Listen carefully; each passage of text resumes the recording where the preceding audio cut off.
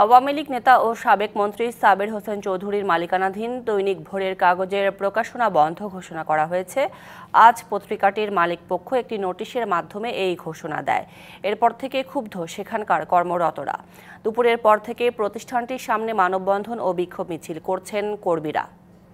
ভোরের কাগজের দায়িত্বশীল একাধিক সংবাদকর্মীও বিষয়টি নিশ্চিত করেছেন। তারা জানিয়েছেন, প্রধান কার্যালয় বন্ধ হওয়া মানেই পত্রিকাটির প্রকাশনা বন্ধ হয়ে যাওয়া। গত কয়েকদিন ধরেই ভোরের কাগজের কয়েকজন সংবাদকর্মী অষ্টম ওয়েজ বোর্ড অনুযায়ী বেতন দাবি এবং তাদের নিয়োগের তারিখ থেকে বকেয়া পাওনা পরিশোধের জন্য আন্দোলন করছিলেন।